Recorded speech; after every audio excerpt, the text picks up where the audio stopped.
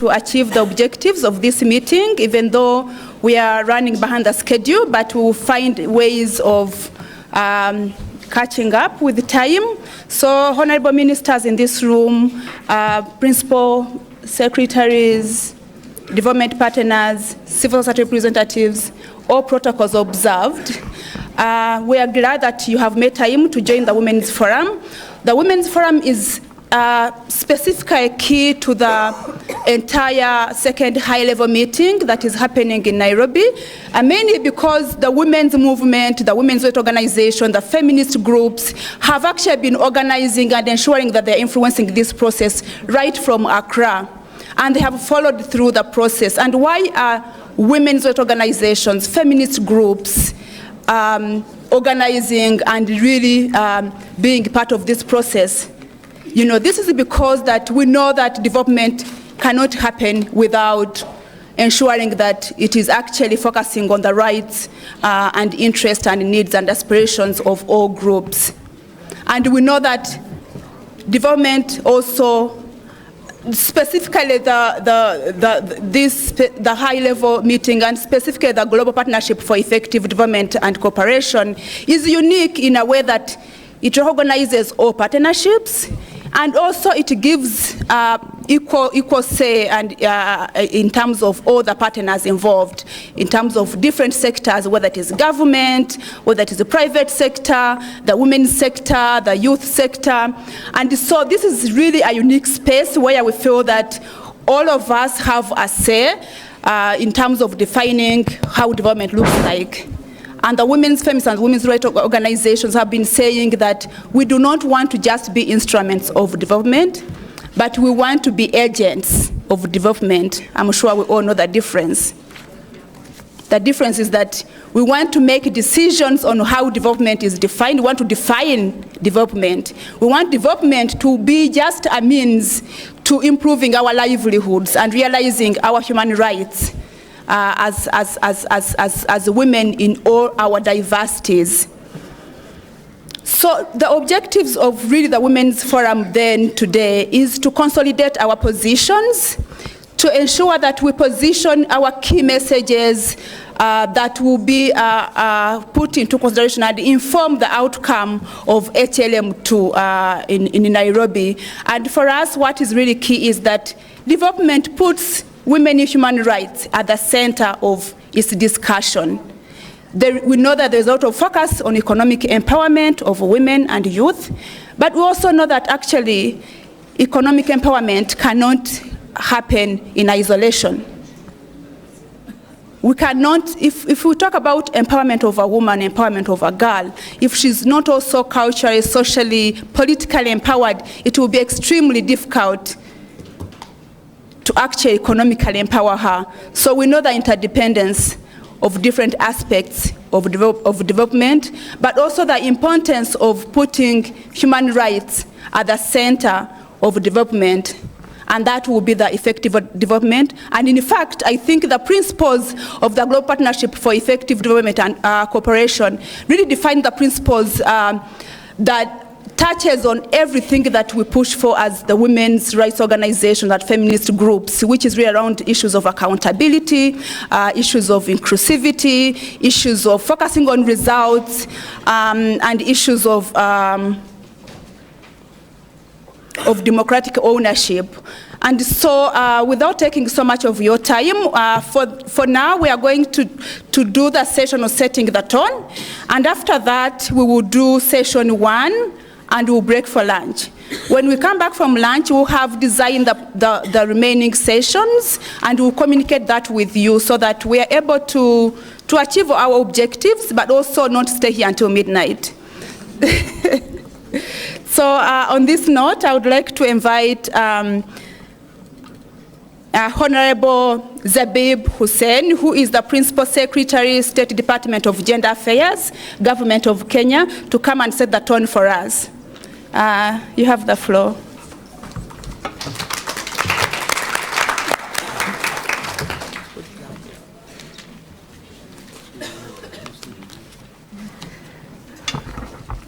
Good morning again. I'm sure you are all at the opening session, so that's why I'm saying good morning one more time. Before I continue, I want to sincerely welcome all of you to Nairobi and to Kenya. And for those of you from outside the continent, to also welcome you to Africa. And we are grateful that you've graced us with your presence here. I want to appreciate all the honorable members of parliament from the Kenyan parliament who are here today, distinguished ladies and gentlemen, and also our minister who is still here with us from Bangladesh. Welcome again to this session. I want us to focus and spend our energies today focusing on real issues that are going to unlock real opportunities for our women. I think, given the history of the women's movement, the progress we've made has not been as significant compared to the efforts that we've put in this movement. And I think every time we make several steps forward, we make several others backward. But I want us today to boldly confront some of the issues that keep gender equality and women's empowerment out of reach. I want to talk about the structural barriers and architectural barriers that keep our women locked in discrimination. I don't know whether any of us have confronted these three issues. One, patriarchy, and how we can fund to bring down patriarchal barriers. We all know that patriarchy is one of the biggest contributors to gender inequality and discrimination. But I don't see a lot of effort being put on funding interventions that really confront patriarchy. And as we confront patriarchy, it's not a fight against men, because both men and women are both perpetuators and sustainers of patriarchy. It's about innovative approaches that address patriarchy at its very core. I want us to address internalized misogyny. I've experienced for myself during the time I've been PS for gender in this country, that it's not only men who refuse to vote for women. Even the women themselves are not comfortable voting for women.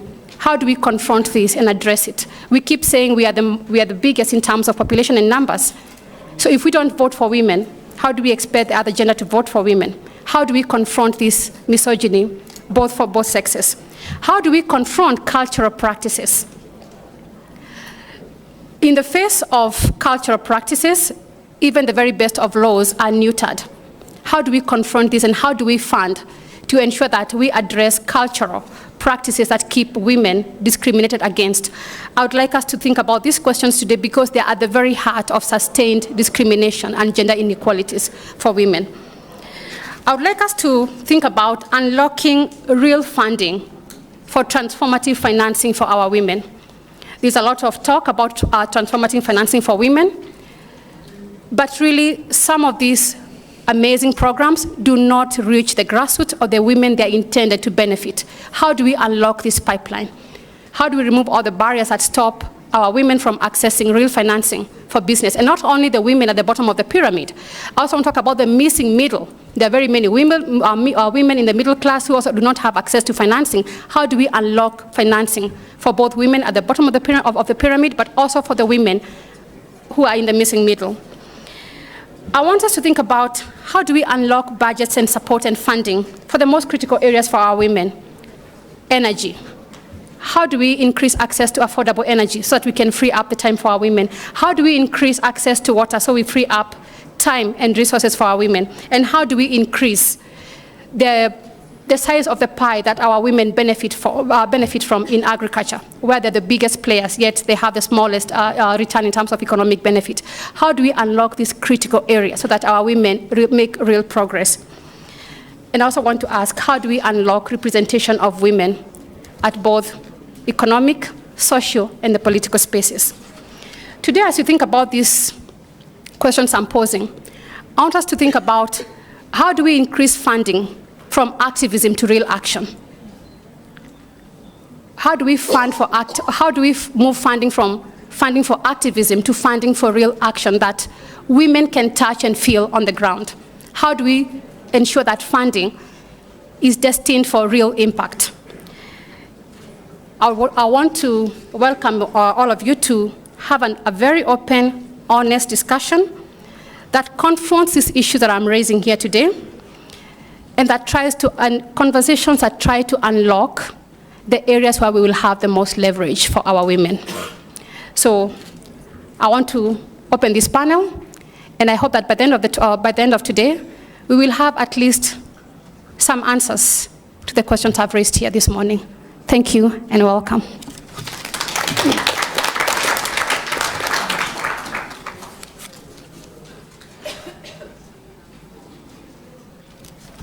Thank you very much, Principal Secretary, for those wonderful remarks, and really for, prompting us to actually start thinking about systems of operation. Because if we don't think about systems of operation, then whatever we're talking about, we're actually talking about symptoms and not the root causes. So I think that was really powerful in terms of inviting us to think deeply about these issues. We have been working on patriarchy for like many decades. But we have not cracked the nut on how we can completely and also shut it down. And we have agreed that patriarchy is not man, it's a system of oppression that we need to fight against, both as women and as men, that are progressive, that believe in substantive gender equality. But also really touching on the issue of funding. I think we all know, people who are working on gender equality and women's human rights, that is one issue that is also slowing down the progress and the gain that have been made in gender equality and women's human rights. And it is an important enabler for us to be able to continue doing what we are doing, to sustain our gains, to address the emerging challenges that we are facing in the world and not just in Africa. So that is an important issue that we definitely have to discuss. And we know that the 2030 agenda also puts issue of financing as one of the critical issues. We had the Financing for Development Conference recently on this continent, again in Addis Ababa, and the issue of funding gender equality and women's human rights was at the center of the discussions, but also the outcome of the third conference on financing for development. So without further ado, I'm going to invite the people on the first session. So as people on the first session come forward, I also want to, first of all, acknowledge the people that have facilitated and organized the Women's Forum. So the Women's Forum has been organized by the Civil Society Partnership for Development Effectiveness, the feminist sector. If you can't say that word in long, because it is really long, just say CPD, the feminist sector, in partnership with the government of Kenya, specifically the Ministry of Public Services, Gender and Youth Affairs. And we thank you so much for all the work you have put in to ensure that we are all here, to ensure that we have a program to discuss. Thank you. Can we have the people on the first session? Nerea, is Nerea in the room?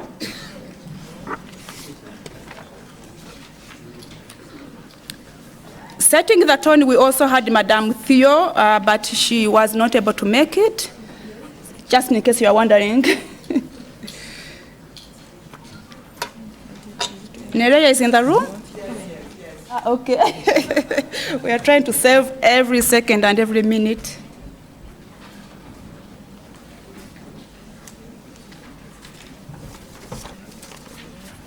Yeah, sorry. Yeah, so Nerea, you're welcome to the podium. So Nerea, just a quick introduction. Nerea works for, what is EWID in full? The Association of Women's Rights in Development, and that's EWID. I'm sure a majority of people in this room know who EWID is, right? At least we were at the EWID Forum in Brazil very recently, and those who didn't go, I'm sure somehow you heard about it. I want to assume so. And Nerea Cravioto, yeah, is the Resourcing Women's Rights Lead Advocacy Coordinator. So the issues we're already talking about resourcing, this is Nerea who is leading that. And she's going to specifically talk about the progress that has been made, right from right from Busan to where we are now, and again that have been made on women's rights and gender equality. So Nerea, you have the floor, and if you think I didn't do service to your introduction, feel free to introduce yourself again. Apologies for that. No, that's totally fine. Thank you very much, Tina.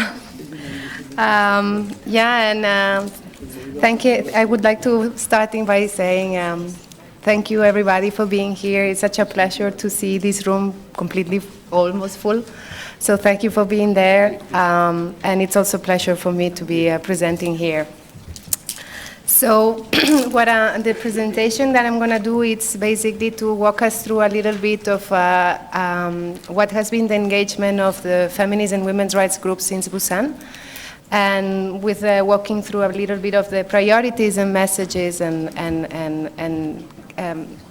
walk us and get us to where we are now and in the next few days with the HLM2. So the Global Partnership for Effective Development Cooperation was created at the 4 High-Level Forum on Aid Effectiveness in Busan. So this is what these letters stand for, GPDC, the Global Partnership for Development Cooperation. And it was created in 2011 in Busan and coming into effect in 2012. This partnership, what it does is to bring together governments, bilateral and multilateral organizations, civil societies, including feminist and women's rights organizations, and representatives. We beg that you raise your voice a bit. Okay, I'll try.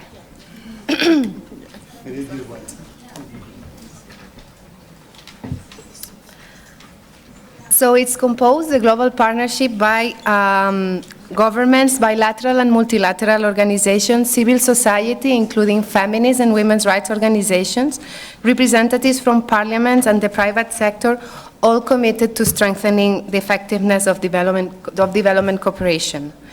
And what has happened since Busan, that was back in 2011 till now?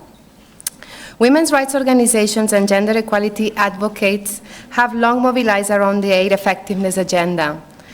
On the road to the Busan High-Level Forum in 2011, but also before on the road to the Accra High-Level Forum in 2008. And this, on the road to those big meetings, the key demands were around to fully evaluate and deepen the Paris and Accra commitments to development effectiveness, to strengthen development effectiveness through practices based on human rights standards, including women's rights standards, to support CSOs as independent development actors in their own right, and commit to an enabling environment for their work in all countries, and to promote equitable and just development cooperation architecture. And though progress has been made since 2011, the demands I just mentioned today and right now are still relevant for the high-level forum that it's gathering all us together today in Nairobi. The Busan High-Level Forum saw critical progress on issues related to ownership. The new global partnership shift to focus from a technical aid effectiveness approach towards a development effectiveness one, more inclusive, more political, and focus on results as rights-based development outcomes rather than aid delivery. The Busan Outcome document also strongly promoted a rights-based enabling environment for civil society and endorsed the CSO's Istanbul principles. And I would like to invite all of you to Google CSO Istanbul principles if you are interested in knowing more what do we understand by enabling environment for civil society, and what are the key commitments made behind. So CSO's Istanbul principles. I can write it down. It also includes a whole paragraph addressing gender equality and the empowerment of women in development cooperation. However, women's rights groups, though welcome the paragraph, were concerned about the lack of a stronger language, rights-based approach, and time-bound commitments. Indeed, the lack of implementing and monitoring agreements in the Busan Outcome document and postponement of these discussions were also important concerns when those women's groups were leaving Busan. Another important outcome of the Busan High-Level Forum was the Busan Joint Action Plan on Gender Equality and Development, led by Korea and the US, that to promote gender equality as a central principle of the High-Level Forum 4 in Busan. The Women's Rights Group also recognized the efforts made by member states with the Joint Action Plan, including increasing funding to women's rights and empowerment. They did not endorse women's rights groups this initiative, as it did not sufficiently promote the enjoyment of fundamental human rights and substantive equality. From Busan, the next meeting that took place in the framework of the Global Partnership for Effective Development Cooperation was the high-level meeting in Mexico in 2014, while at the same time, post-2015 negotiations were taking place to culminate with the agreement of the Agenda 2030 on Sustainable Development Goals. Mexico high-level meeting showed different levels of support towards inclusive development by mentioning the need to anti-aid, promote democratic country ownership, enhance the need for greater taxation and use of country systems, and promote gender equality and recognize CSOs as independent development actors. However, little progress was made regarding issues related to facilitate an enabling environment for civil society, including feminist and women's rights organizations, and integrating a stronger human rights-based approach on the work of the global partnership. Also, gender equality and women's rights commitments, compared to previous meetings, and especially compared to Busan, were weaker. Between Mexico high-level meeting and the current high-level meeting here in Nairobi, it is important to point out the agreement of the Agenda 2030 on Sustainable Development Goals and the Addis Ababa Action Agenda on Financing for Development last year, as well as the Paris Climate Change Agreement. In the following days, we will hear about Agenda 2030 and the Addis Action Plan and how the global partnership can effectively contribute to its implementation. However, I deem important to remind us all that Agenda 2030 is one among many other important regional and international agreements made by our governments.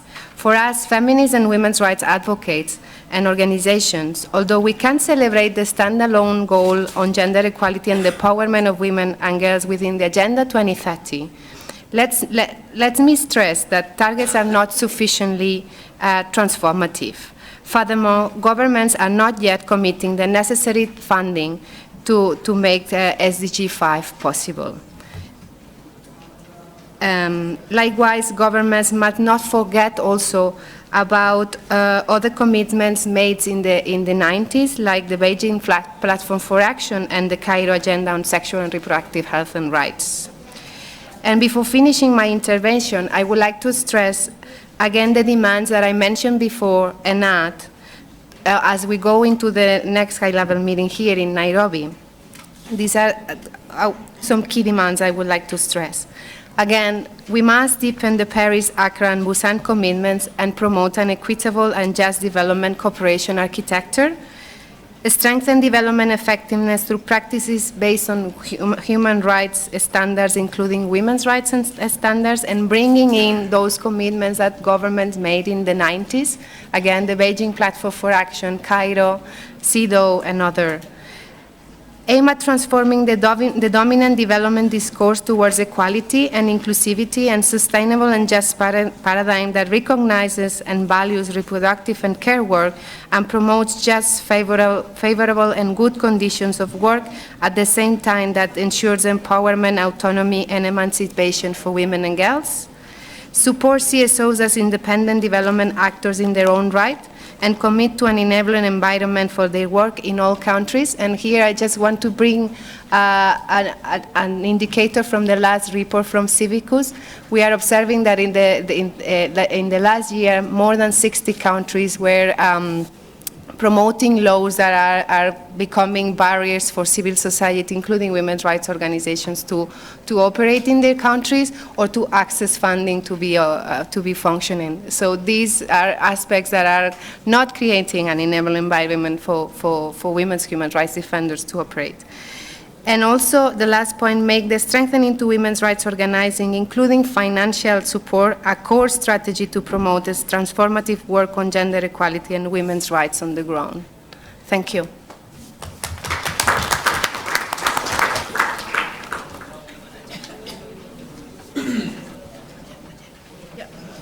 Thank you very much, Nerea, for compressing such a lot of information and definitely critical information in a few minutes.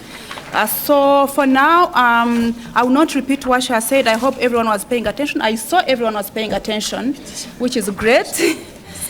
So I'm going to ask if you have any questions, comments, please raise your hands.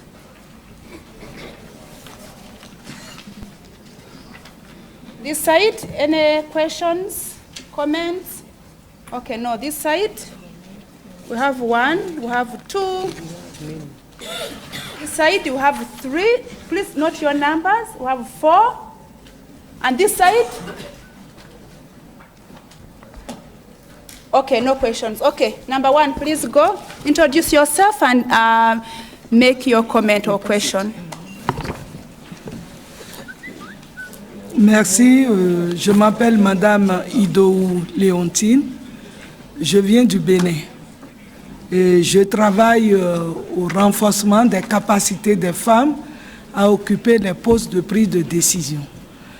Et à cet effet,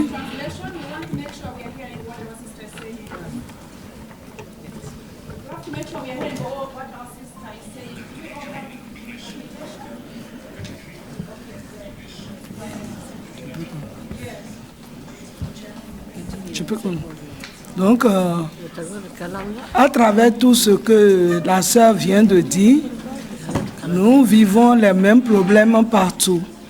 Et nous, au Bénin, nous nous sommes rendus compte que par rapport à la représentation, par exemple, des femmes au poste de prise de décision, il faut que dans chaque pays, la loi sur la parité puisse être votée.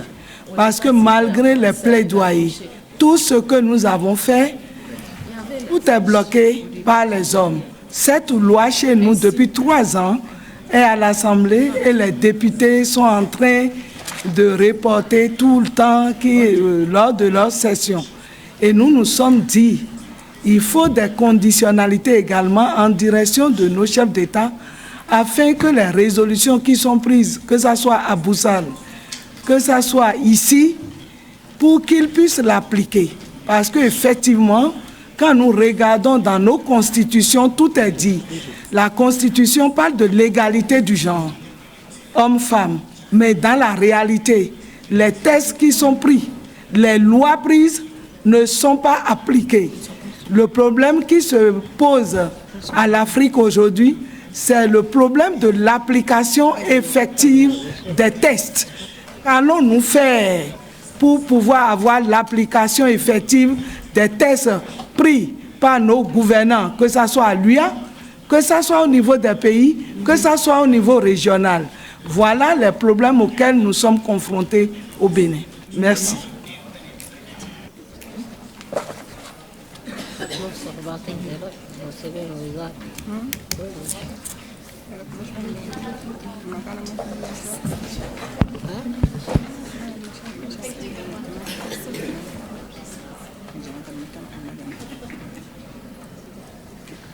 You can't hear. I didn't know. I'm here. Please go ahead, number 2. There was someone here who wanted to speak.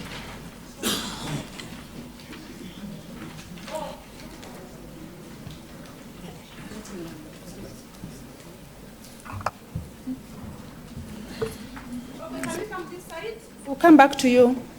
Number 3. Okay, I'm Mary from Kenya. I just want to ask, what measures are we putting in place to ensure that our governments do not damper with the constitution and the laws that are put in place that are promoting the civil society organizations' work in our countries? we fully understand that our governments actually know very well that these laws are binding and are within the Constitution. But you find that even civil society organizations are not even given room to express their feelings. We are not even included in the governments of the day. If you can't talk from outside the house, you need to be inside the house for you to express your demands to be heard. Thank you. Thank you. Number 4. The fourth speaker was somewhere here. Was me, Okay, please go ahead. but I was not hearing well. So I would like to join the other questions that are coming back. Sorry? Okay. You didn't use the mic, so they didn't hear. When you speak, you should press here. Oh, yeah. Okay, good afternoon. My name is Reverend Hilda Golorimba. I am the president of widowers and orphans in this country. I'm also the vice chair of NGO Council in this country. I just want to echo what the other girl said. We were given 3 questions to tackle. 1, how do we move forward? I just want to say, unless we women we respect one another, it will be very difficult for us. We have to be able to appreciate one another, accept what others have done, but only when there is a straightforwardness and the truth in ourselves as women, that is when the women can be able to believe another woman. I'm just praying that this country, we have to move forward. Favoritism, looking down upon other people, is very bad in this country, especially looking at the gains which we gained in this country. And I'm throwing my question to her. We want to see how the civil society is working in this country. The civil society, I am one of the founder of NGO Council in this country. It is so sad. How do you bring us together so that we talk in one voice? That is the next question I'm putting to you. Thank you. Thank you. I'll invite Nerea to respond. Okay, you can intervene before Nerea comes in. Thank you. Thank you. It was someone at the back. Then you can sorry. be next. ¿Cómo se prende? Ya. Soy Josefina Huamán del Perú y quería preguntar a Nerea 2 cositas.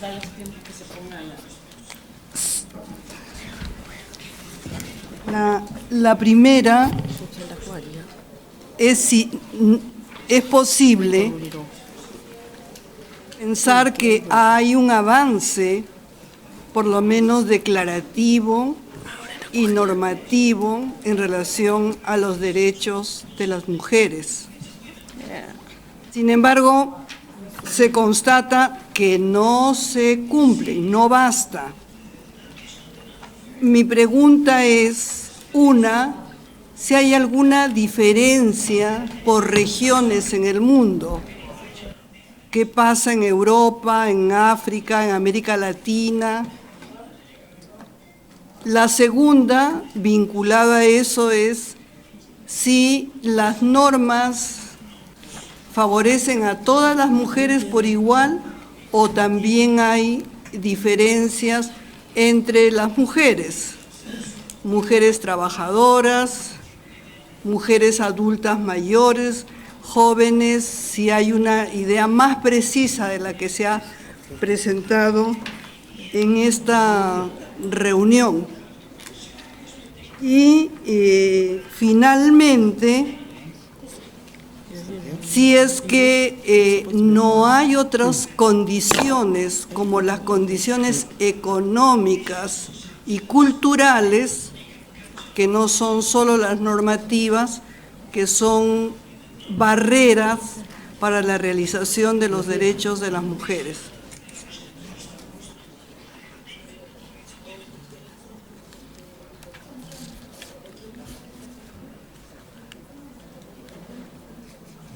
Yeah, thank you so much for your questions and comments. I'll invite now Nerea to respond to some of the issues that came up.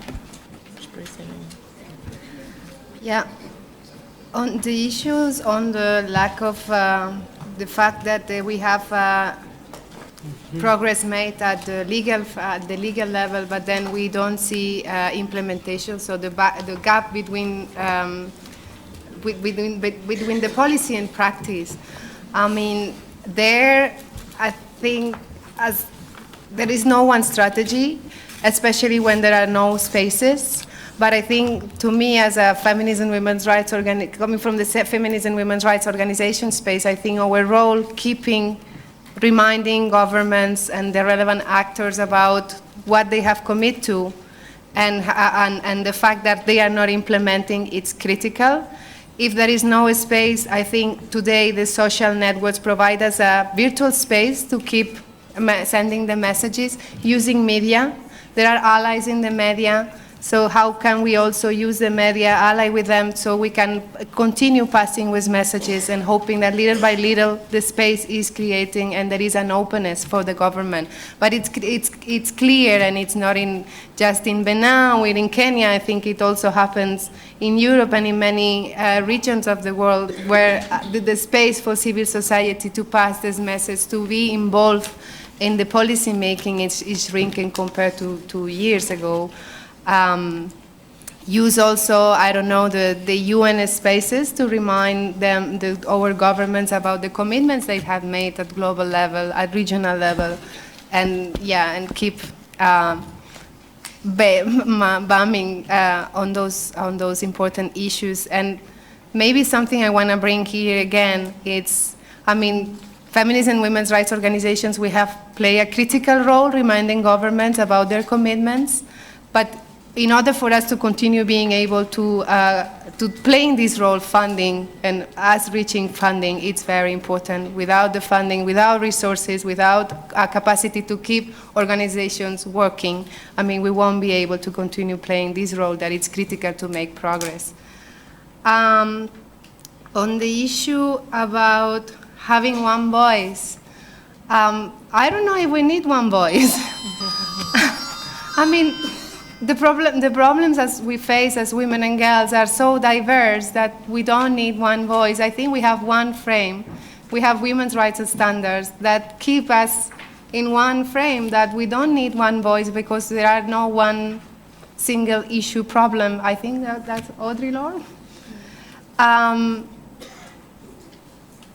But I think, for example, having opportunities like this one, being together, discussing together, we don't need to have them just global. Sometimes smaller spaces at national, at local level are also important to build this one voice. But I don't know if we need one voice, one frame maybe, but one voice. We have many, many problems to solve. On the point from on the commitments that have been made with the different declarations since with Accra, with Busan, on gender equality and women's rights aspects in Mexico, and what we see in the documents and what is happening in terms of implementation, there are a lot of challenges ahead. I don't have elements to say if there is one region compared to another that has made more progress. But I think the challenges are everywhere. And when progress are made, those progresses, are they favoring every single woman? I guess no, because if we bring an intersectionality approach into the discussion, it's not. There are several aspects that also play in how women and girls can have access to resources, can fulfill their rights. Where they are born, which social economic class, race, sexual orientation, age. There are so many aspects that plays that make access to our rights more difficult for ones than others. I don't know if I'm explaining myself, but. Yeah, I mean, thank you so much. I think what I wanted to comment on, we don't need one voice. We definitely don't, and we're not a single issue movement. But I think what is key is solidarity and support for each other's issues, because then when we do that, I think we get more traction for different issues. So the importance of cross-sectoral and solidarity in the broader movement, if we have a movement, that's it. We can have another round of a few comments and questions before we go for lunch. I will start with you, my sister Nyanzai. I have two comments. One is just a rejoinder on the conversation that we are having around one voice. I think we need certain shared core principles and core values within the diversities of position in society, in life, we still can ascribe to those shared values and shared principles. And therefore, I would look at the existing and agreed international instruments on women's human rights and on gender equality as the binding frame, as the binding principles within which gives us direction on that conversation. So I just wanted to continue that reflection a little bit in terms of value clarification that there is the commitments that are made, whether within CEDAW or within the Beijing Platform for Action. And us in Africa, we have our Maputo Protocol on women's rights, and we also have the charters to do with children's rights that enables us to address the issues of girls. So I would insist that we really ground our conversation on the agreed international instruments which our governments have committed to. I have a question we have been raising from Monterrey to Accra to Busan to the Addis meeting and now here in Kenya, is the issue around mutual accountability and space for conversation when it comes to development cooperation and also aid effectiveness to a large extent. And to what extent there is opportunities, because we know development cooperation is also about multilateral agreements. It's also about bilateral agreements between our governments. So if we just go into those details, what are the mutual accountability tools for accountability to gender equality when our governments are negotiating a trade agreement, an aid agreement? What are those critical gender indicators that we would need as a mutual accountability among governments that we need to insist on and to really be able to name it, so that when we can go there to the ministers of finance or economic affairs and say, these are the must-dos, and they must include as part of that mutual accountability, and do that also with donors. And how do we also recognize the contribution of societies? I run a community organization. Communities are contributing significantly to development, and yet that contribution is not accounted for, it's not recognized, it's not part of the GDP. And yes, we've talked about care work, but we need to talk about community philanthropy. Community philanthropy as a concept that also would recognize women's contribution to development, so that it's not just about care work. It's actually about philanthropy, which is professional work of village health workers. They're professional, they are not just doing care work. So I think for me, those are the three big questions around mutual accountability to indicators on bilateral, multilateral agreements, and the issue of recognizing community philanthropy and community contribution to development. Thank you. Yeah, thank you very much, Nyanzai, for that. We can get one question in this row also, and one here and one there. Okay, you'll be number 2. Get your number. Do you have one here? Number 3 and number 4. Thank you.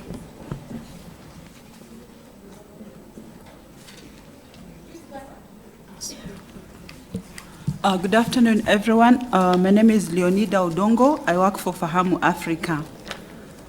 I have two issues. One is what are governments doing on regarding criminalization of human rights defenders? If I can give an example of Beta Caceres, who was killed because of her work on protecting the Amazon. There have been killings in Honduras, and we've had cases in Kenya whereby when there are human rights abuses, like for example, defilement of girls, and you take the issue to court, in most cases the defenders get arrested. And then the amount of money that they are charged is many times is very high and they cannot afford it. Then my other question is the militarized, we need to have a discussion on the militarized response to people's resistance. Like when you resist to, let's say for example, a coal mining project which you know has implications on the environment and the people living there. And then you find that in many instances, the police come and beat up people and things like that. I think that is also an area that is an impediment when you talk about human rights. Thank you. Thank you. My sister here, please go next.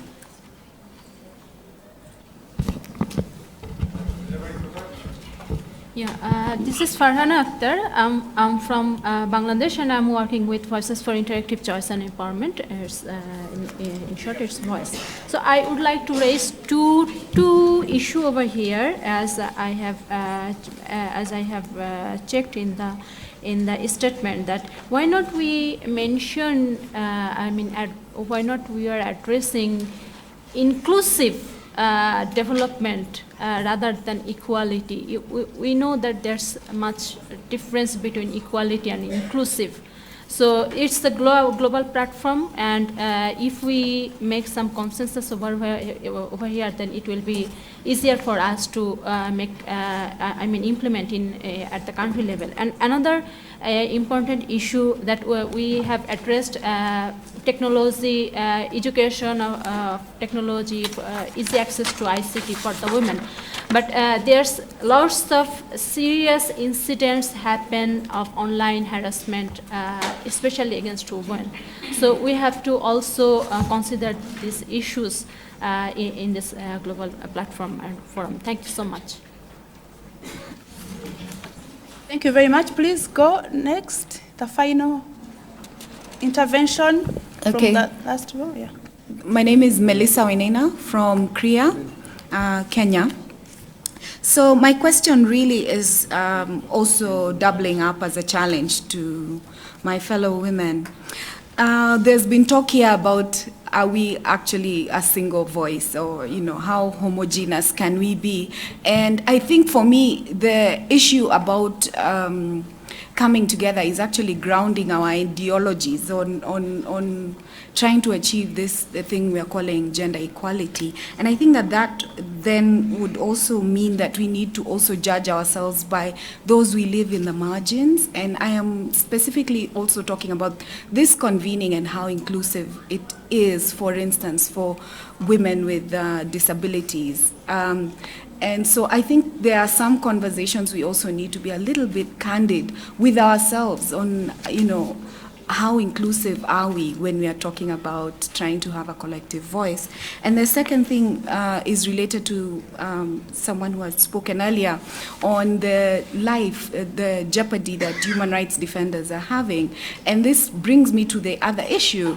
I think as civil society, we alienate ourselves working actually in the trenches to advocate for rights to very personal costs. And maybe it's important for us to focus on building a collective movement where we snowball what we are taking here to actually, what we are calling the grassroots women, so that we also have a collective constituency that's also protecting us as we are challenging patriarchal systems and other systems of power that are oppressive. So for me, it's just a wake-up call for us. More inclusion and also building these constituencies that would also serve to protect the very people who are risking their lives to advance this agenda. Thank you.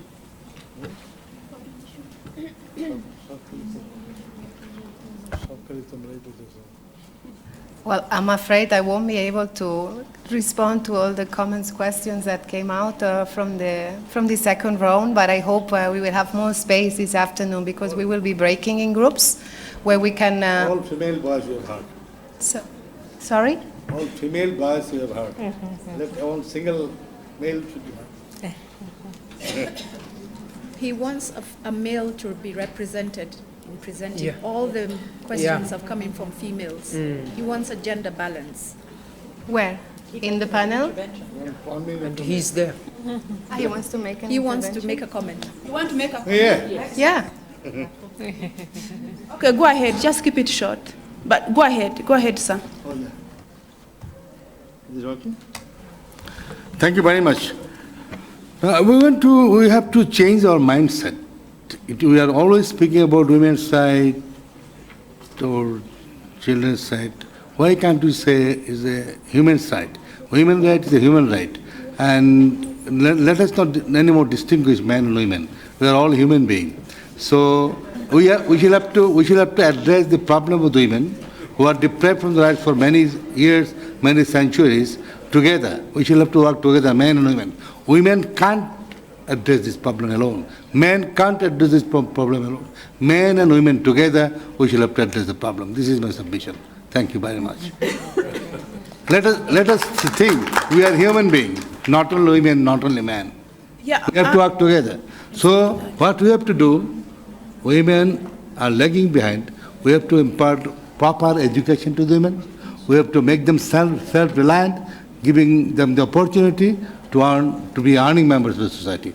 Now the main problem is the women surround or hold the group that are dependent upon the man. They should no more be dependent. They should be economically, educationally self-reliant. Thank you very much. Thank you. I think as far as women and men, we share values and visions that we can work together, but I would say that men first need to do a lot of homework to reach the level where we share values and vision about the world and the role that women and girls play in it. But I agree, at some point we can work together and we need to work together. As I was saying, I'm not going to be in a position to respond to some of the questions. For example, on the points on mutual accountability, this afternoon we will be breaking in groups where we'll be addressing a conversation about mutual accountability and what do we understand by mutual accountability, especially when there's spaces that do not exist, for example, from a civil society point of view, to hold our governments accountable about their human rights commitments, their women's rights commitments.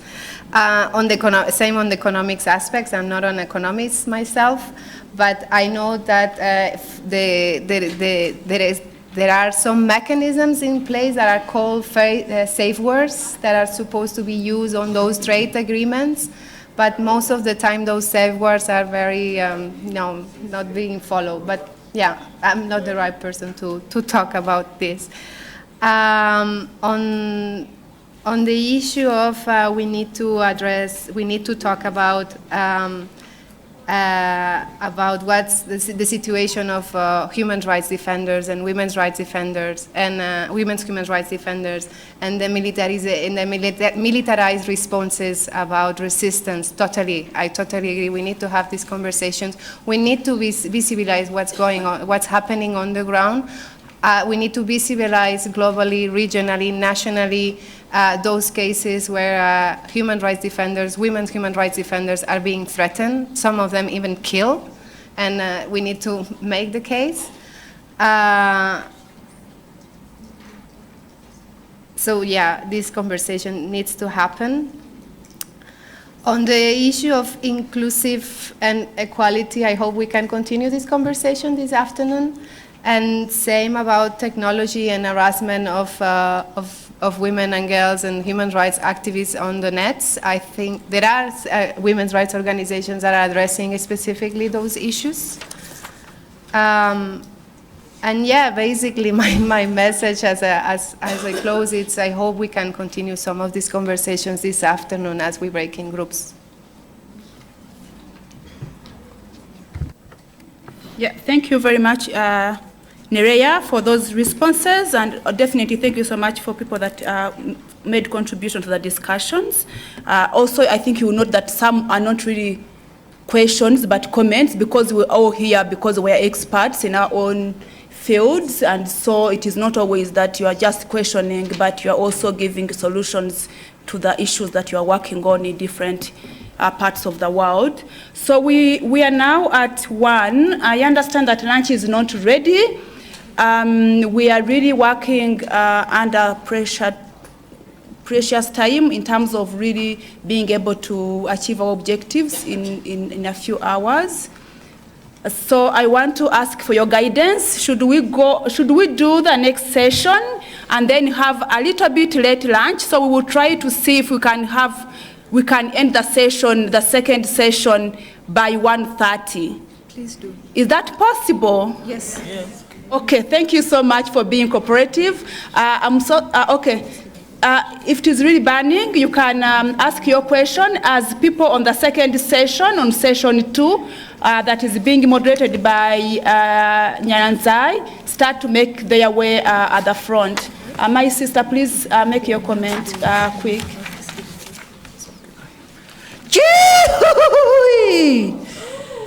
I greet you all from the Pacific. We've flown far too far away to not have a say. Thank you for your forbearance. Greetings to you, Kenya, and all your brothers and sisters who sit beside you. Thank you for your welcome to your sisters from the Pacific. May we just make 2 observations that we wouldn't mind you considering, please, our sisters, and that is of intergenerational power. That which includes our elders, our women, our wisdom holders, that which includes our LGBT communities and their respective other supporters, and most definitely a support for the sister who noted the disabilities communities. Thank you.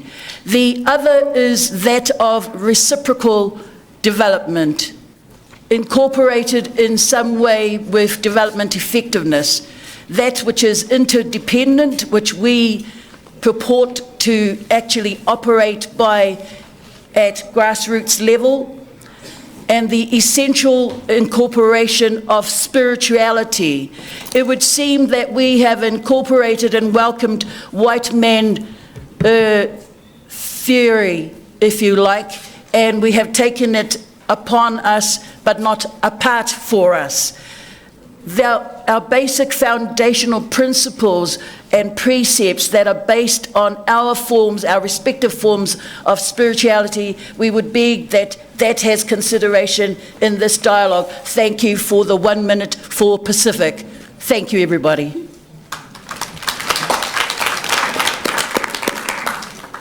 Thank you very much. So as I wrap up, I would like to request Monica Alejandra to please make her way to the podium, and also Ms. Shaheen Ahmed to also make her way in front. You are on this panel. So in terms of wrapping up, I think the key thing that really have come up in this session, I think we have seen that, we have heard that, you know, we have to have shared, we may not be able to have one voice, but it's key that even as we have solidarity, we are guided by shared principles. And how do we get shared principles? We get shared principles because there are already standards, international human rights standards on women, human rights, and gender equality. I'm sure we know we have CEDAW, we have Beijing, and when we come to different regions, so for Africa, of course, we have Montreal Protocol. So how do we make sure that even when we have gaps in some new instruments or development agendas, that those gaps are actually addressed by using the already existing instruments, because those are still unfinished business and they are still definitely relevant. And I think Nerea did a good job to, talk about the 23rd agenda in terms of its gains, but also its gaps in addressing gender equality and women's human rights. But I don't think that's a huge obstacle, because we already have CEDAW, we have Beijing, we have other instruments that are actually more elaborate and more comprehensive on addressing gender and women human rights issues. So again, let's remind ourselves that 2030 agenda is not the beginning and the end, but it comes to complement other instruments that are in existence. I think we also heard that, there are some of the issues that we are going to discuss since this was the first session. So don't worry if your question wasn't responded to adequately, because we are hoping that by the end of the day, we will be able to have responded to those issues that have been raised. And I want to end here. Thank you so much for your attention and for you being active. And now I hand over to my sister, Nyanzai, to moderate this session.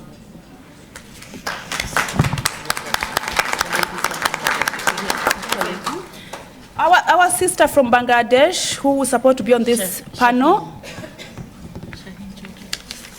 Shaheen Ahmed. Is it a sister or brother? Shaheen Ahmed Chandra. Okay, well, maybe you can start as we look for her. I hope there's a delegation from Bangladesh. Okay, great.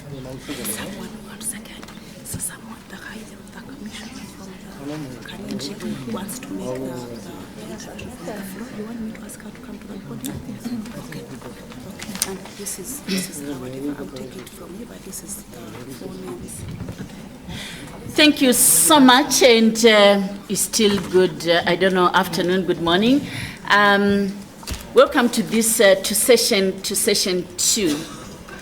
I'd like to focus what this session is about as we have 45 minutes of good, deep discussion. Our session is focusing on what is at stake for gender equality and women's rights at this high-level meeting for the Global Partnership on Effective Development Cooperation. So the focus is what is at stake at this high-level forum. So it means we are getting close to that draft declaration, to the theme and to the discussions that are going to happen in the high-level meeting. That's where we want to influence the outcome of the high-level meeting itself, knowing that definitely is for long-term impact and implementation. I have an amazing panel. I have an amazing panel with diversity of regions, from the Americas, from Asia, from Africa on the panel, and we also have some intervention from Europe. We also have diversity of constituency to interact with this conversation. So it's my pleasure to introduce our full slate of panelists. We have Monica Alejandra Novillo, who is from Bolivia. We have my sister Zabib Kavuma, who is with UN Women, responsible for the program and work here in Kenya. And we have civil society and the multilateral institutions. We are expecting Madam Shaheen Ahmed Chandra from Bangladesh to join us, and she is the Director General for the Department of Women and Children's Affairs. So that's government. I'll also be looking forward to an intervention from the Canadian High Commission to Kenya. So that's a government. And so 2 government interventions from different perspectives, and indeed we want to have enough time for real conversation. I'm going to ask our panelists to do their 5-minute spiel each, so that we have enough time for discussion. So I'd like to start by inviting us to go to La Paz, to go to Oruro, to go to Cochabamba. I have traveled to your place, beautiful country, Bolivia. Monica, you are the director and coordinator for La Mujer, a women's organization in Bolivia. Muchas gracias for being here. Over to you. Thanks a lot. I will ask you all to put the earplugs or Español. earphones. Yes, I feel more comfortable speaking in Spanish, which is my mother language. I'm glad you have been in Bolivia. I don't know if some people of here have been in Bolivia. Bolivia is a small country in South America. And yes, I come from a city, is Cochabamba, and now we are facing some trouble about water in Bolivia. So this is an issue about development, but we have to address. And ¿It's not working? Proceed, I think, okay, sí. Bueno, muchas gracias nuevamente. Antes de empezar, quiero agradecer a mis hermanas, compañeras del grupo feminista, que somos parte de la Alianza de Organizaciones de Sociedad Civil para la Efectividad del Desarrollo, la CPDE en inglés, por sus siglas en inglés, que han hecho posible que estemos aquí todas nosotras y que coorganicemos este foro de mujeres previo a la reunión de alto nivel. Y estamos aquí las feministas en la reunión de alto nivel porque, como en todas nuestras luchas, se trata de un proceso de acumulación histórica.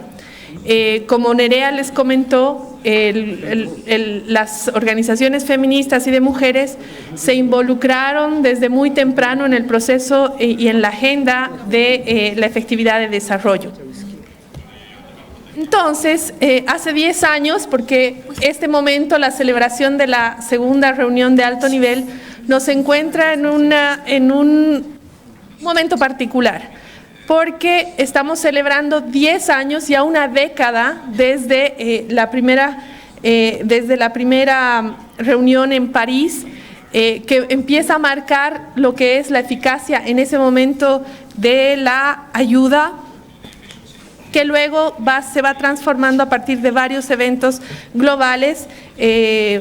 París en el 2005 se fortalece bastante el discurso de la eficacia de la ayuda todavía, pasa por Accra, vamos a Busan, es un largo recorrido de países que tienen implicaciones diferentes, porque es en Busan, el 2011, donde el discurso y la política de la eficacia del desarrollo se transforma de la eficacia de la ayuda se convierte más bien en la política de la eficacia del desarrollo. Y eso tiene connotaciones no solamente de nombre, sino políticas que se han ido impulsando también desde las organizaciones de sociedad civil. Pero también Busan marca un nuevo momento, porque se incluye en las conversaciones, también se plantea en las conversaciones la inclusión de la sociedad civil como un actor con voz relevante en la discusión del desarrollo. Y posterior a Busan hemos tenido también varios eventos que marcan también algunos hitos que creo que vamos a ir mencionando en nuestra conversación. Pero ahora nos encontramos en esta segunda reunión. Esta es la segunda, la primera fue en México, y ya las organizaciones feministas también tuvieron una activa participación. Pero ¿qué vamos a mirar en esta reunión? ¿Por qué estamos en la reunión? ¿Por qué le estamos poniendo tanta expectativa? Y tiene que ver porque, como les decía, estamos cerrando un ciclo, una primera década, para hacer una evaluación de lo que ha pasado con la agenda de la eficacia y la efectividad del desarrollo, pero también tendríamos que plantearnos mirar el contexto en el que estamos. No estamos en el mismo contexto de hace 10 años, estamos en un momento en el que los estados miembros de Naciones Unidas han aprobado una nueva agenda de desarrollo que plantea una serie de desafíos fundamentales, entre los que está el desafío, el objetivo número 5, que tiene que ver con alcanzar el empoderamiento de las mujeres y las niñas en 15 años. Y este no es un dato menor, porque están planteando que uno de los objetivos fundamentales es este. Pero además porque venimos de una serie de evaluaciones que se han realizado en relación a la consecución de los objetivos de desarrollo del milenio.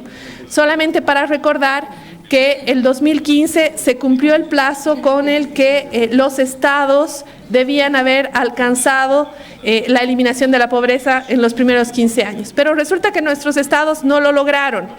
Y al concluir el periodo de 15 años, bueno, dicen, no lo hemos logrado, vamos a plantearnos una nueva agenda. Esto es más complejo que esto, pero lo que traigo aquí a colación es que es necesario que nuestros estados asuman compromisos y no sean compromisos que se firman con la mano y luego se borran con el codo y nos planteamos una nueva agenda. No podríamos permitir que los compromisos que se han logrado en París, Busan, México, Accra, etcétera, no sean reafirmados y no vuelvan a ser refrescados en este proceso de la reunión de alto nivel aquí en Nairobi. Entonces, esa es una de las cosas que estamos esperando de esta reunión. Por un lado, la reafirmación y ratificación de los compromisos de nuestros estados con agendas que ya han sido firmadas y hay compromisos vigentes. Pero también, no solamente con la agenda que tiene que ver con la efectividad del desarrollo, sino fundamentalmente con una agenda que está vinculada a los derechos humanos. Y cuando hablo de los derechos humanos me refiero particularmente a los compromisos firmados que tienen que ver con los derechos de las mujeres. Por ejemplo, la CEDAW, la Convención para la Eliminación de todas formas de discriminación contra las mujeres, que tiene como sigla en inglés la CEDAW. También tenemos la Plataforma de Acción de Beijing y la Plataforma del Cairo, que son compromisos que quedan pendientes en la agenda y que tienen que ver con cuestiones absolutamente estratégicas para la transformación de la vida de las mujeres cuando estamos hablando de desarrollo. Y cuando hablamos de los derechos de las mujeres, hacemos énfasis particularmente en violencia. Vengo de una región en la que el feminicidio se ha incrementado de manera alarmante. En el caso de mi país, solamente el año 2016 se han producido 94 feminicidios. Para la población que tiene Bolivia esto es altísimo. Esto significa que tenemos que viendo nuestras agendas, las agendas de desarrollo, hemos logrado bastante, marcos normativos muy importantes, hemos aprobado leyes, sin embargo, no estamos viendo transformaciones concretas en las vidas de las mujeres. Esto tiene que ver con voluntad política, no solamente de los estados donantes, también de los estados que son receptores de la cooperación, pero también de una sociedad civil muy activa que está comprometida con el tema del desarrollo.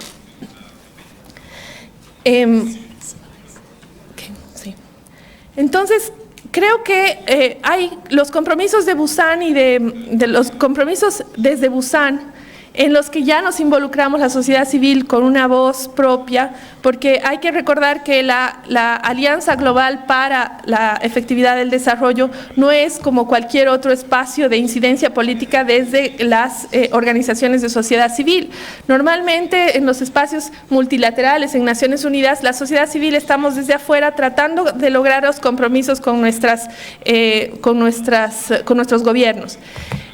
En este espacio, la sociedad civil tiene un espacio para hablar y creo que este no es un dato menor porque es una gran oportunidad para lograr avanzar en lo que nos estamos proponiendo, lograr avanzar en mayor transparencia, lograr avanzar para que el tema de género como una cuestión fundamental para el desarrollo, como un requerimiento básico para avanzar en desarrollo, sea considerado como un tema central. Varias de las evaluaciones en avances de los objetivos de desarrollo del milenio lo que nos han mostrado es que si no avanzamos de manera más acelerada en lograr igualdad de género, más demoraremos también en alcanzar el desarrollo que estamos buscando. Yo con esto me quedo a manera de provocación para que podamos conversar sobre algunos temas. Muchas gracias.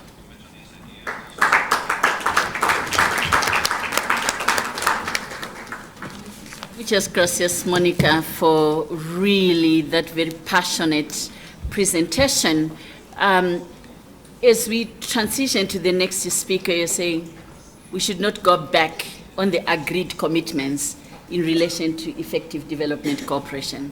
Those principles which our governments agreed to and which we have already put on the table have to be fundamentally there, and you really position also the intersectionality of issues and the importance of violence against women as also having a very concrete focus on that as a manifestation of patriarchy and of the issues that we are talking about. I'd like to invite Zebib Kavuma, who is the country director for UN Women here in Kenya. And we know that the issue of development cooperation and partnership is so key to the delivery of the SDGs. Could you share with us your perspectives from UN Women? Over to you. Thank you very much, Niradzai, and also thank you to the organizers for inviting us to be part and parcel of this very, very important gathering. I think I'm not going to say too much in the interest of time so that we can debate a bit, because I had a lot of information. But I think maybe what's critical is that, I mean, when we need to acknowledge, of course, the path that we have taken so far. And when you look at the global attention on gender equality and women's empowerment, you can see that we've come a long way, where we are starting with the Universal Declaration of Human Rights that can be traced all the way now to the SDGs, the Sustainable Development Goals. And in between, of course, there have been many, many, many other platforms where we've discussed the issues of gender equality and women's empowerment as a whole. But the question I think that remains is, so what? So what that we have all of this, and what are we trying to achieve with that? And we have increasingly seen that on paper, the right language, the right emphasis is always placed, but it doesn't necessarily translate, like we have already said, into transforming the lives of women and girls on the ground.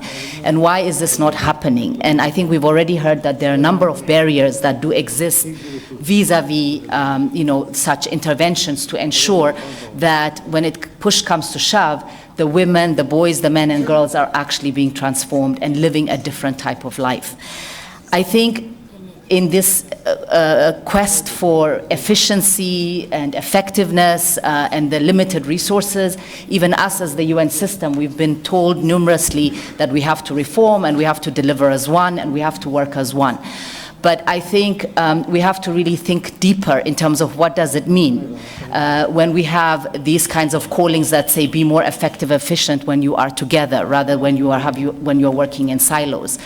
And how do we really get about doing that? Because we do have different mandates, we do have different priorities, we do have different strength. But if it is not being brought together in a very efficient and coordinated manner, whereby it's understood in terms of what it is that we're trying to achieve at the end of the day, then all of this becomes rhetoric and there is really no action that is taken. I think as UN Women, we've tried to invest a lot of our work in providing the evidence, because till today we have to keep explaining why women have to be part and parcel of this development agenda. Even though we've been singing this chorus for a very, very long time, we still have to remind ourselves again and again why women play a role when they are 50% of the population in this world, and how they cannot be left behind, and how do we really unleash their potential. And when we even have this evidence, and many reports, including recently the Africa Women Matter report from McKinsey, even the UNDP report, a human development report that speaks to gender equality and women's empowerment, there seems to be no sense of urgency, even though it's understood that women have a firm role to play and make a contribution that is significant to the development of any given country and the increase in the GDP of any country. Why is it that then when it comes to the implementation and the accountability framework, we are still reluctant to put the resources where we need to put them? And I think if I could say one thing in terms of what this high-level meeting needs to accelerate and really push is the Addis Ababa agenda. And financing for development is a must. It shouldn't be a choice. I think we are all equally responsible to ensure that we have the resources locally, domestically, and we also have the resources from other spaces. But if we do not own this agenda ourselves as communities, and as governments and as civil society as a whole, there is no way the transformation can happen. We are living in a different geopolitics and a different climate than we have from 10, 15, 20 years ago. And there are technologies that we can utilize for innovation, for acceleration, but we need to be in those spaces, and women must be in those spaces. And even as governments, as multilaterals, as bilaterals, we need to give that space to women to define for themselves what are the changes that need to be done. I think when we have to move from the legislative framework, from the policies that are really good, and they have been established in most of the countries, to women's representation and participation, and in a equal and fair manner, where women do not feel that they are just thought of when there are no other options or no other choices that people can make. And more women need to be at the policy table as well, to ensure that what is guiding governments is actually being done from a gender responsive and gender lens. So I think as the UN system, of course, we try to coordinate and we try to make sure that women's voices are heard. We have the UN Women as an entity now, which we didn't have before. But again, we are still the smallest fish even within the UN system. And we still have to fight for our own space and our own resources. And I think everything that women, even in civil society, are facing, we're also facing in a bureaucracy within the UN system. So it's really kind of saying, how do we hold hand and make sure that we're all moving in the right direction, and that we are moving with those who have a stake, who have an interest, and who can influence the discourse and provide the resources that are necessary, the human skills that are necessary, and the investment that we need so that we can see this transformation. So we still continue to call upon ourselves as a UN system to really push this agenda and be daring and really hold or try to hold or remind governments to hold themselves accountable based on the principles that they have signed. But we equally also want to work with civil society to ensure that the spaces are also given as rights holders to be able to hold the duty bearers accountable for what it is that we have all agreed globally, regionally, and locally. Thank you very much.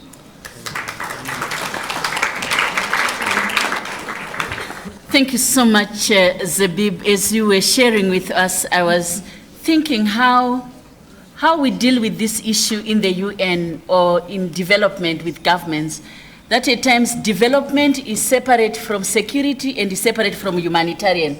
And yet when I'm in my village and in countries in conflict or with a humanitarian situation, life is not as fragmented. And so how can we talk about effective development cooperation that really integrates the context, whether it's a context of humanitarian or context to do with the security agenda? And why I'm also saying that is because at times I wonder, I'm just throwing it for when we have the discussion, why is there very little money for development, education, youth employment, gender equality issues, but the military budgets are so huge? How can that be part of our critical conversation around prioritization, national prioritization of resources or in the collaboration? And the other thing that flickered into my mind as I then asked our representative, our director from Bangladesh, is the instruments for development cooperation.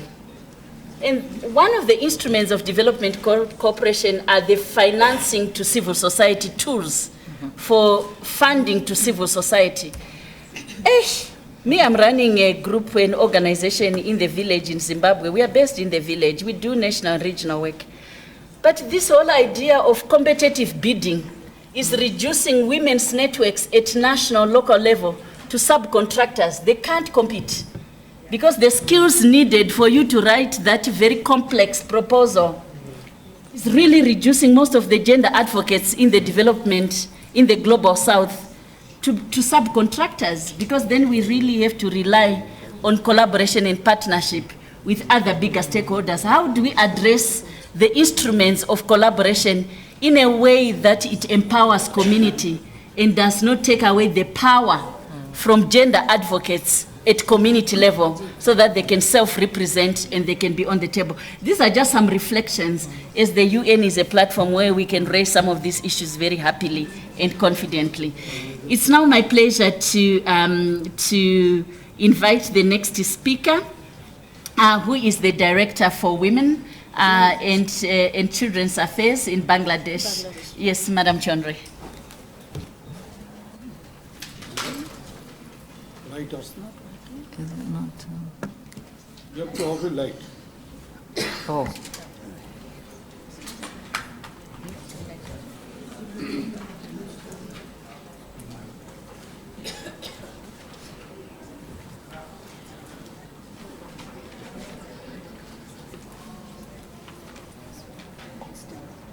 Technology is so critical, and in the village you can also shout without technology. So, Madam Chondre, you can continue without, but I know the interpreters would need. Yeah. Over to you.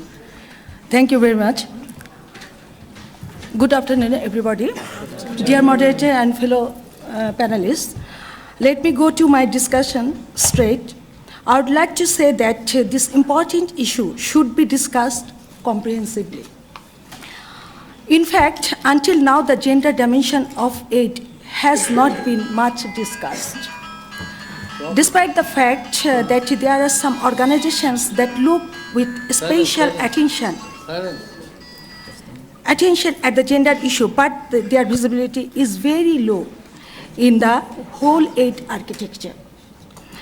At the country level, data relating to gender and percentage of total aid are neither readily available nor accessible, and the lack of data often results in low policy advocacy and accountability.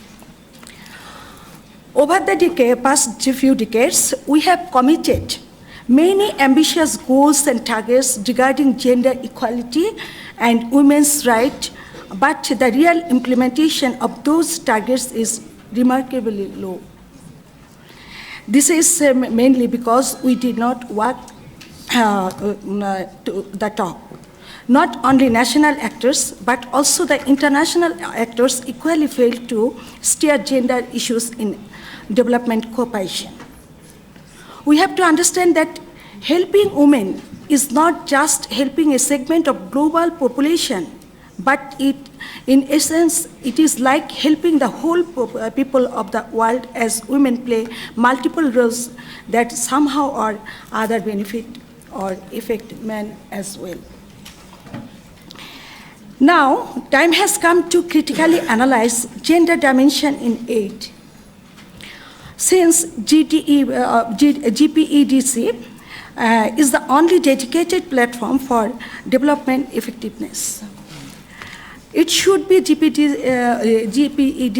role to develop a task team of gender and women empowerment and undertake research and advocacy for higher aid contribution to gender and women equality. Both public and non-government gender institutions should be actively engaged in the business and dialogues of GPEDC and other organizations working for aid and development effectiveness. Forging partnership between women organizations, advocacy networks, and GPEDC would also be important to mainstreaming the gender discussion in aid and development cooperation.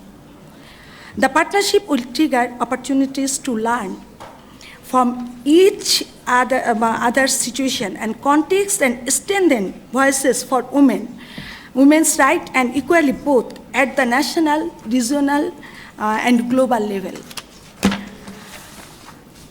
Dear participants,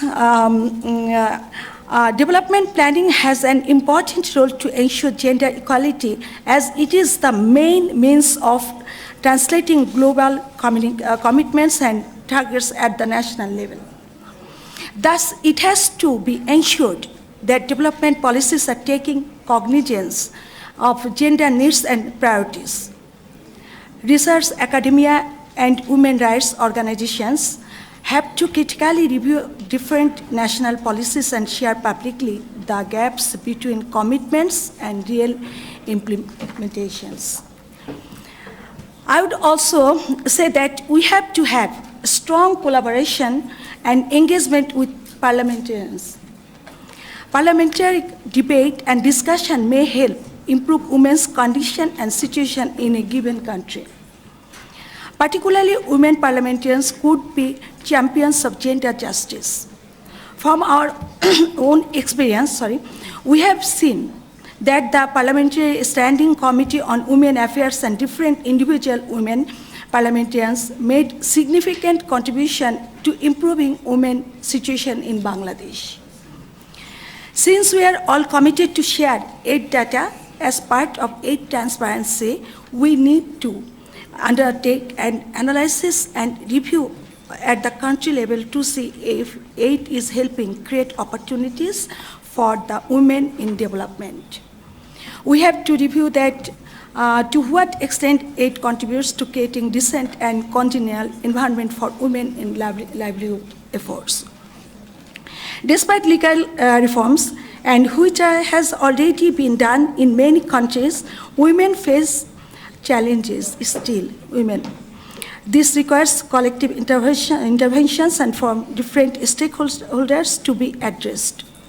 And aid can play a catalytic role for going a common platform for all stakeholders to steer women's agenda in development.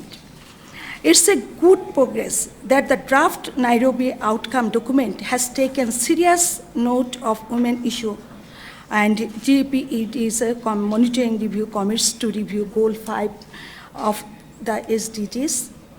I hope this would make huge contribution to women empowerment. Finally, I would like to say, together we'd be able to achieve our goal. Thank you very much.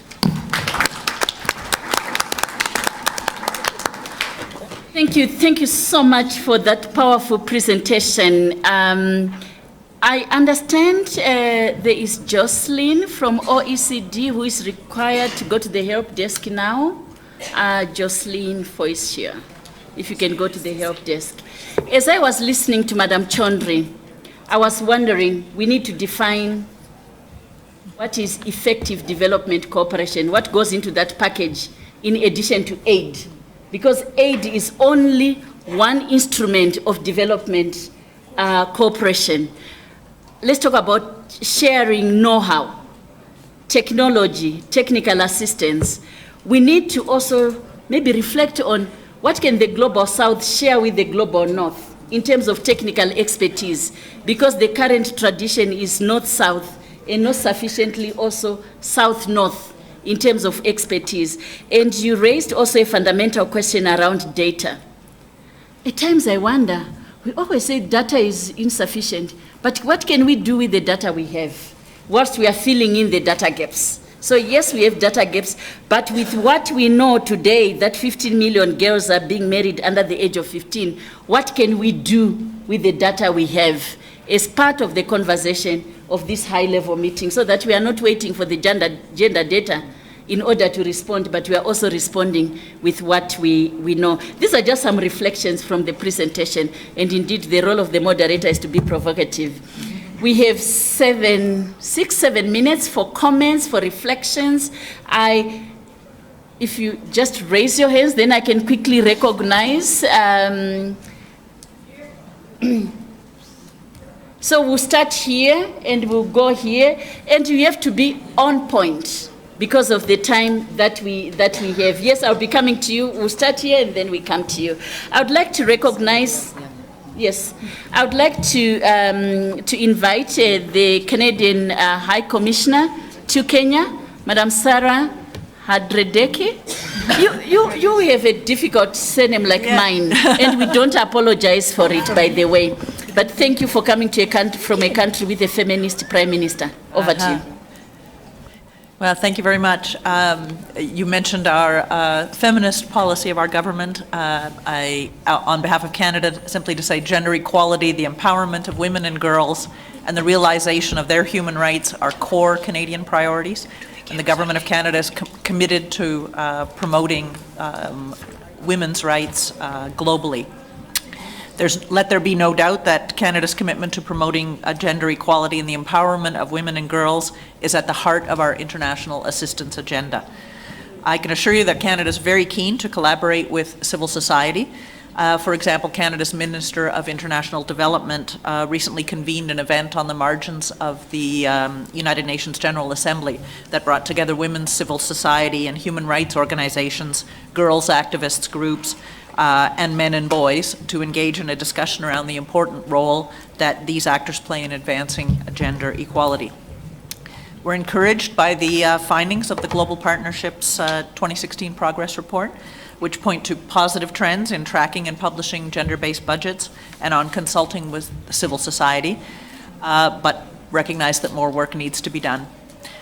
We support the task team on civil society development effectiveness and enabling environment in their call on the GPDC to uphold its commitments on development effectiveness principles, inclusive multi-stakeholder partnerships, and of course recognizing civil society organizations as independent actors. We believe this will be key to ensuring meaningful consultation of groups promoting women's rights and gender equality, and we look forward to the inputs from this forum into that process as well.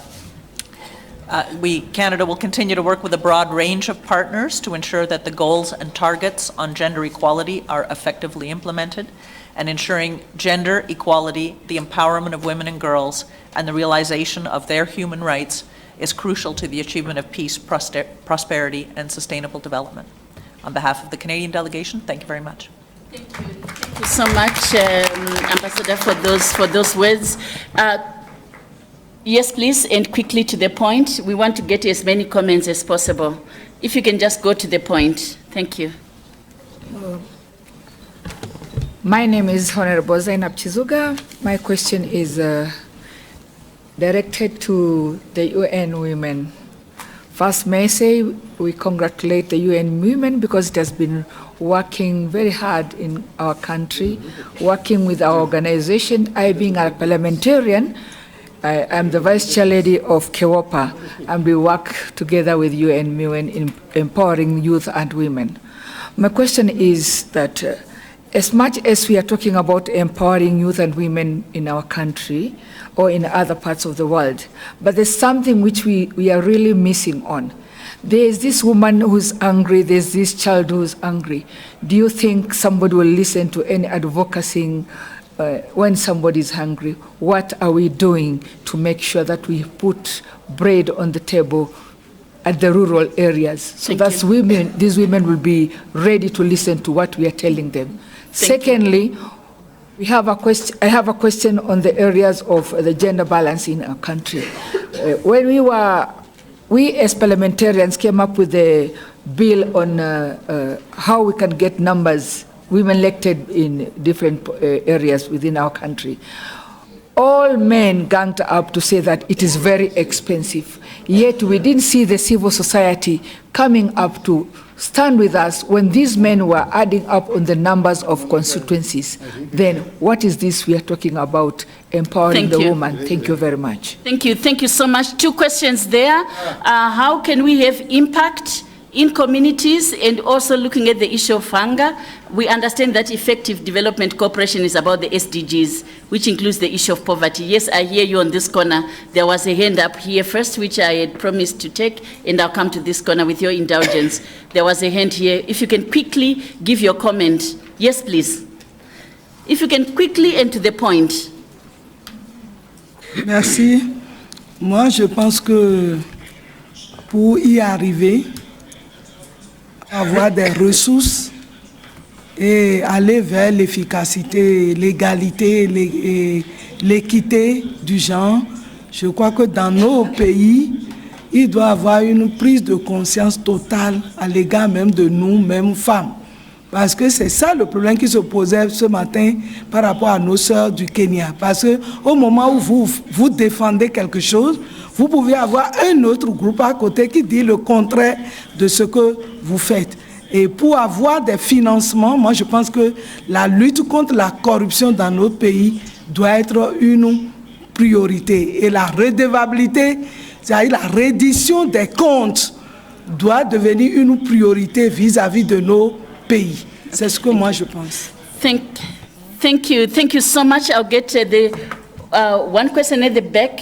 And your question, there were some hands there. I need to then talk to the colleagues from there, and then we have to round up. So if you can be to the point, sir. I'll serve in a minute.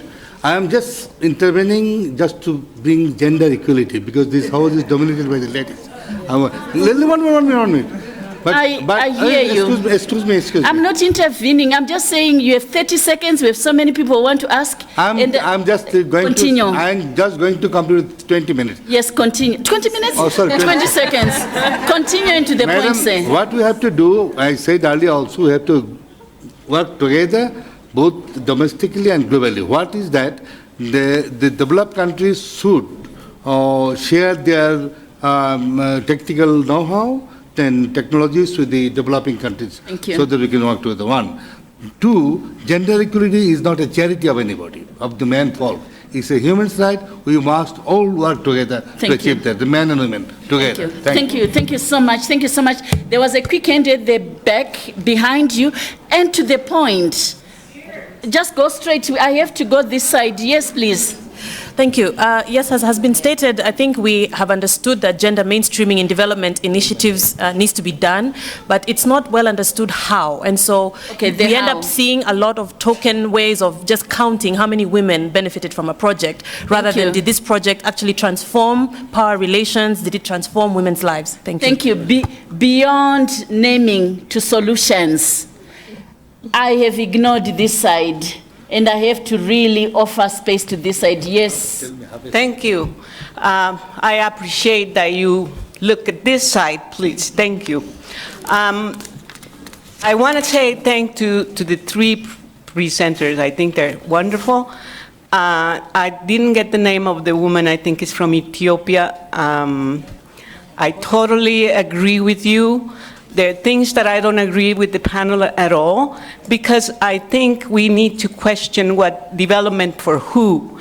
I read the outcome paper that is coming from this meeting, draft 3, and it already has the 2030 agenda, which has not been discussed with the people on the ground.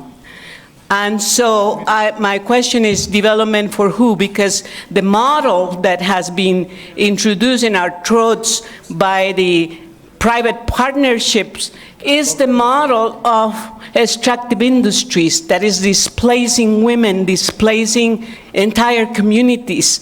And nobody has said anything about the criminalization that we are suffering on the ground. Thank you. And the militarization of our territories. So I wonder who decide what development is? Whose development is this? And that's the question that we need to ask deeply, because this is affecting us on a daily basis, and it's especially affecting children and women and migrants. Thank you. Thank you. Thank you so much. You're raising fundamental issues. This is our space to define. So definitely what you have been doing is also to define the values that you want to see in the conversation, the values that connect with communities, that address the extractive industries, that address the issues of indigenous knowledge, and space for voice to define. So we are very grateful. I think what has been raised is we need to be solution-oriented. When you are raising your hand, you are giving a proposal for solution. We have given. Because proposal for solution is what we need. We cannot continue to complain. Yeah. We have to be able to be change agents who are leaders who are finding solutions. I'll get the last few comments. One hand there. At the back, can you be 30 seconds? Yes, please. And quickly. 30 segundos. Es para Mónica Novillo.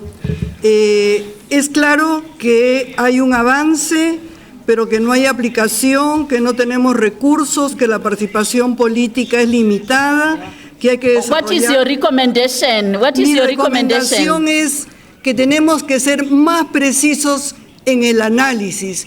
¿Cuál es el aporte de Busan en relación a la CEDAW, a Cairo y a Beijing? Porque probablemente,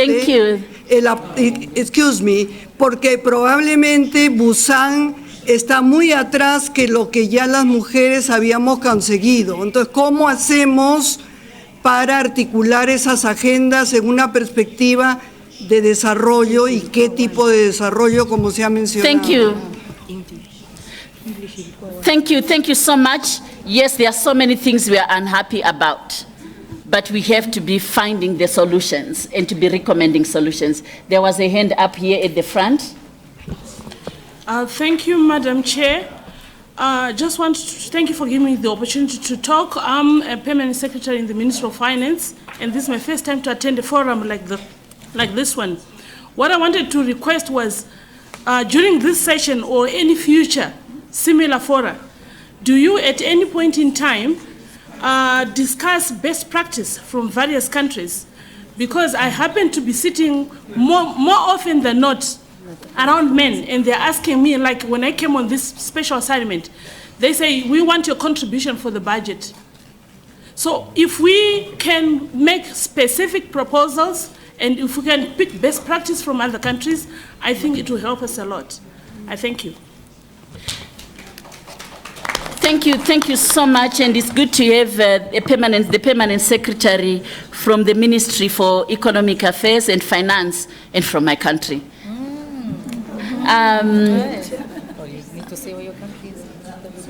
Yes. I think it's the point that you're also raising is where do we do intersectionality across sectors, where the women's issues are also seen mostly as the Ministry of Gender Issues, and here we also need to do the intersectionality. So this is very important that we have representation from Parliament, and I'm under pressure, right? Your moderator is under pressure. Here. I'm Antonica Fanag. I am from Moldova, President of National Council. Sister and brothers, my feeling, we are not very good relatives of UN women. So my proposal is to speak about how good we work with UN women, how good UN women understand in all regions our necessities, because in some regions and in some countries, UN women decide who is bigger in the village and who decides in the village. So it's better to decide to discuss some of these problems also. Thanks. Thank you so much. You're talking about the institutional arrangements of collaboration. I have just received a message from the organizers, and I'm excited that we have the afternoon to continue the conversation in different forums, in different ways, but the House is excited by the deep conversation. I have to not be between you and lunch. I have to ask my panelists to do one thing. No stories, please. We know the stories. If there's one thing, like Moja, one, which you would say we want when the high-level meeting concludes on the 1st, we want this one thing to be a commitment in the declaration. What is it? One. Who wants to go first? From my panelists. I think that side. Okay. Yes, please. Okay. Zabib? I would say that it definitely has to do with gender responsive budgeting. And I think that in the public finance management acts of each country, there should be a deliberate percentage that is set aside for issues of gender equality and women's empowerment.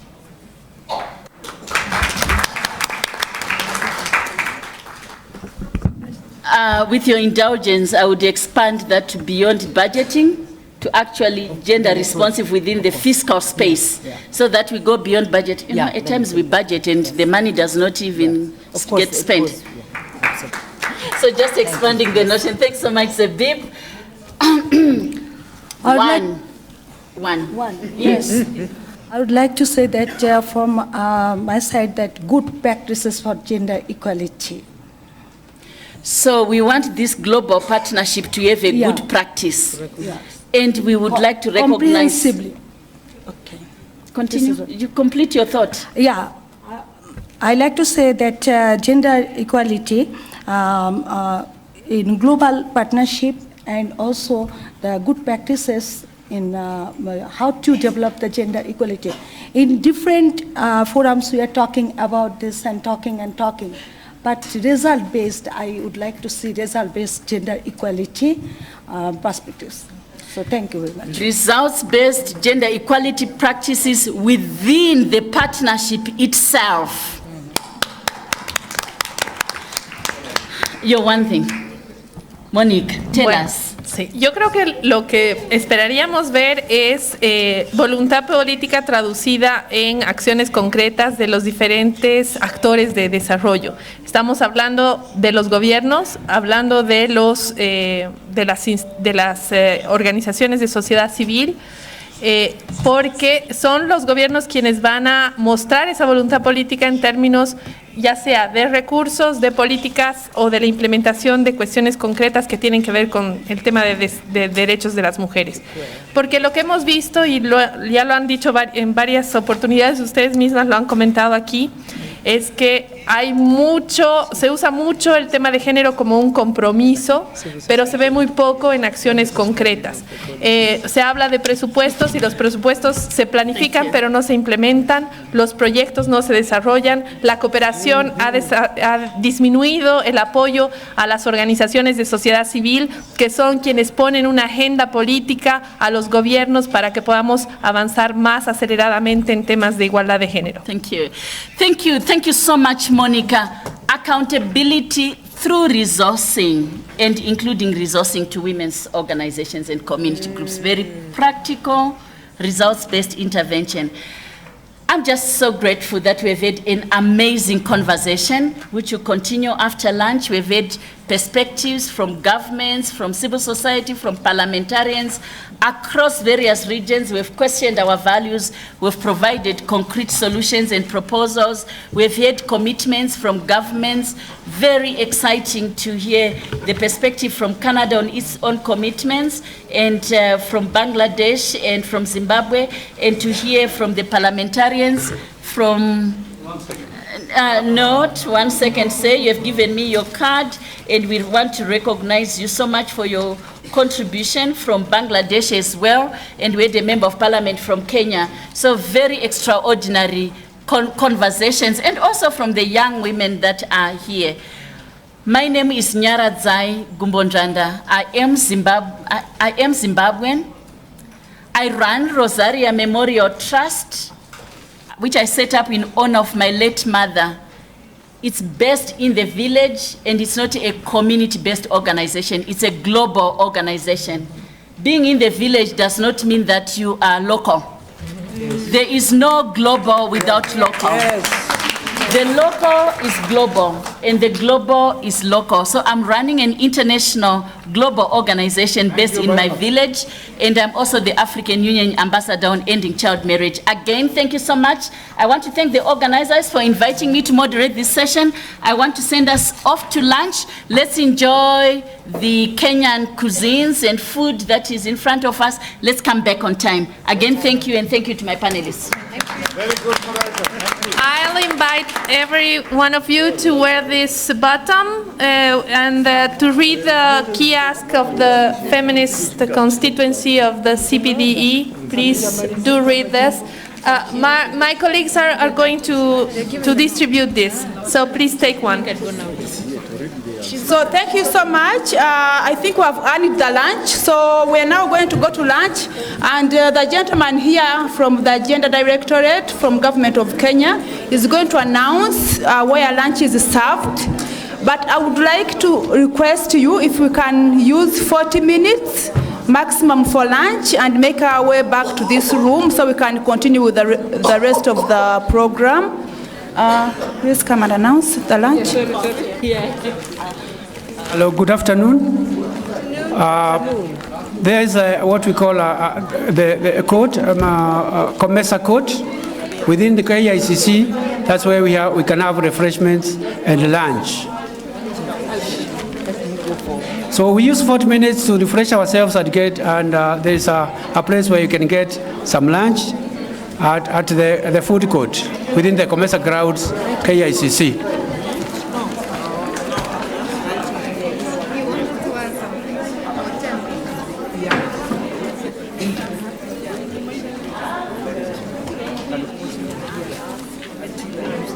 Our moderators,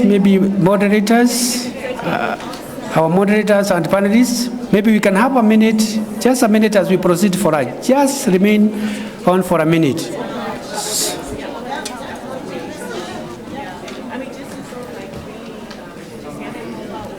So our moderators, our panelists, just for a few minutes, we can touch base.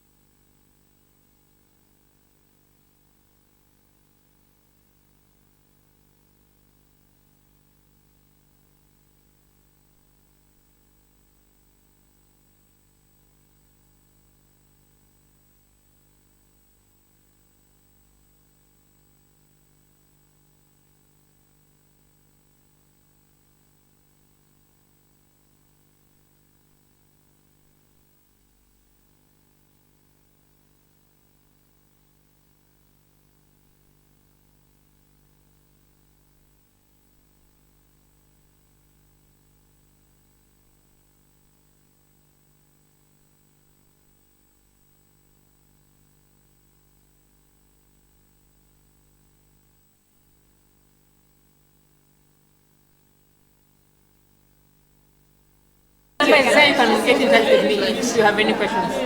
Yeah. Thank you. Yeah.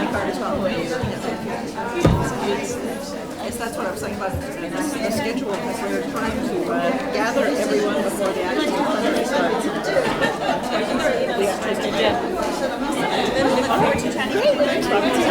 Hello, sorry, please pick your lunch card. Please pick your voucher, lunch voucher from us. There are some being circulated around, please. There's a team circulating the lunch voucher. Yeah. Great collaboration with Canada and Zimbabwe, so I wanted to... Thank you very much. I met with Ambassador Buta.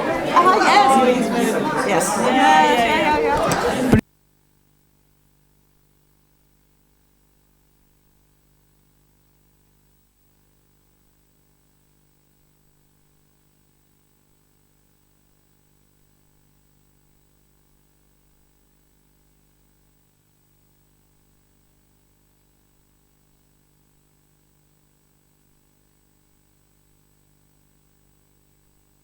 Okay, yourself, you're here too? Yeah, I'm okay. Yeah. I hope you're great communicators. Yes. Perfect, thank you.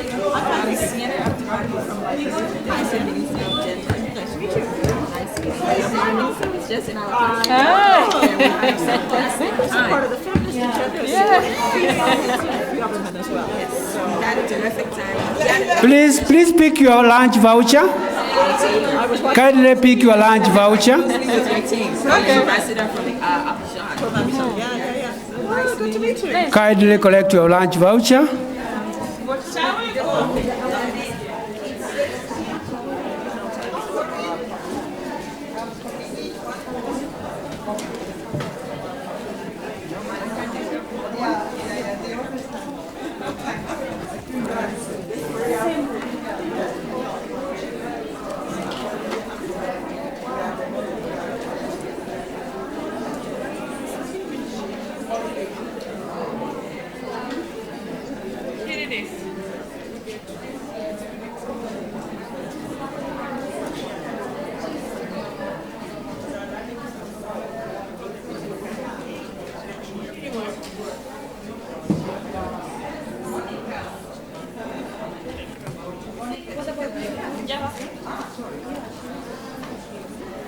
Nerea, we are on our way.